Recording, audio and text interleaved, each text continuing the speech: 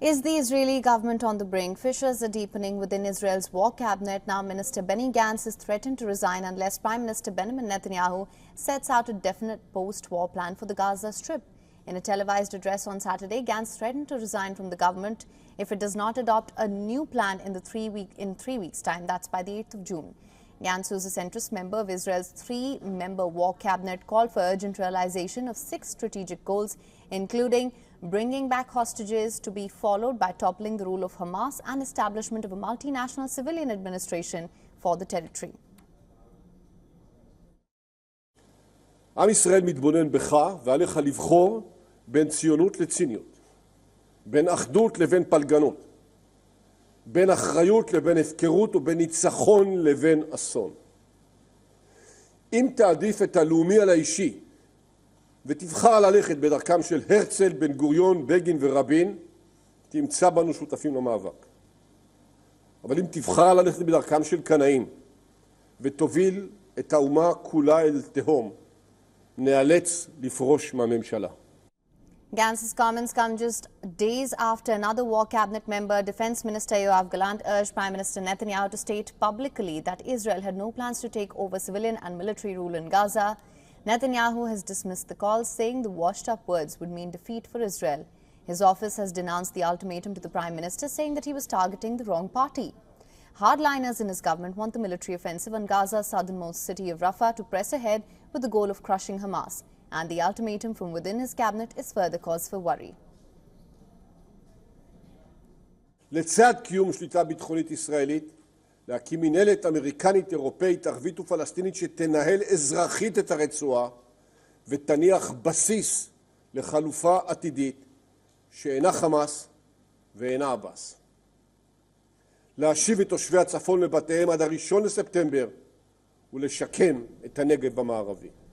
Opinion polls suggest Netanyahu would be replaced in elections, with Gantz the most likely candidate to be the next prime minister. The survey that was published and conducted over 543 respondents revealed that the war cabinet member, Benny Gantz, is leading against Prime Minister Netanyahu when it comes to the choice of Israeli prime minister. You can see on your screens right now the support for Benny Gantz stands at 45% as compared to 35% for Netanyahu.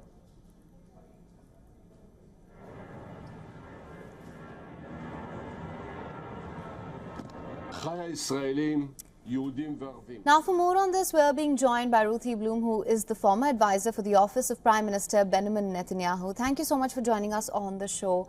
I want to begin by asking you, of course, you understand the inner workings very well here. I wanted to understand, how do you assess this ultimatum?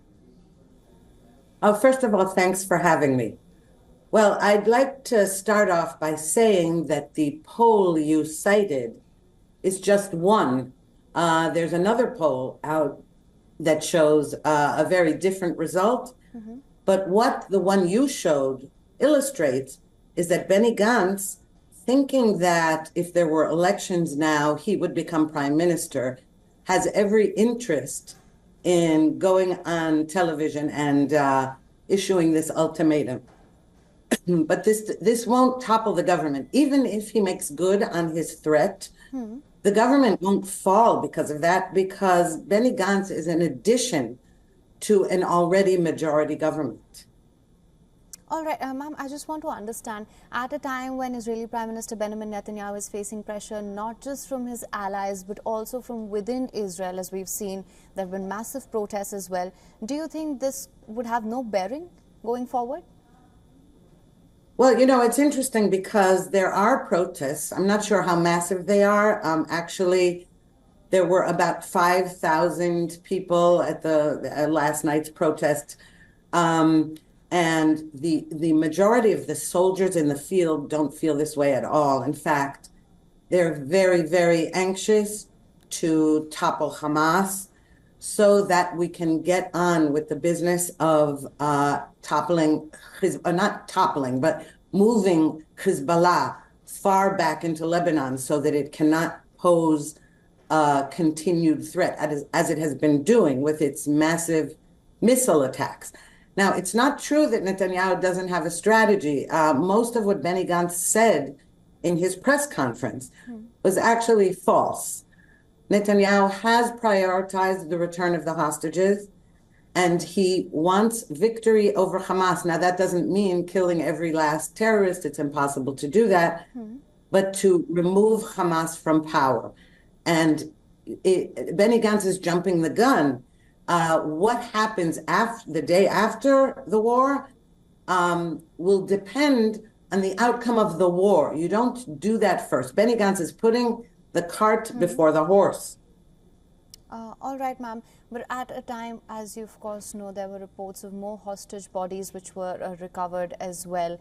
Of course, there is anger among the people, families which are waiting for hostages. Do you think we will see any sort of a change in Israeli Prime Minister Benjamin Netanyahu's strategy when it comes to the war with Hamas?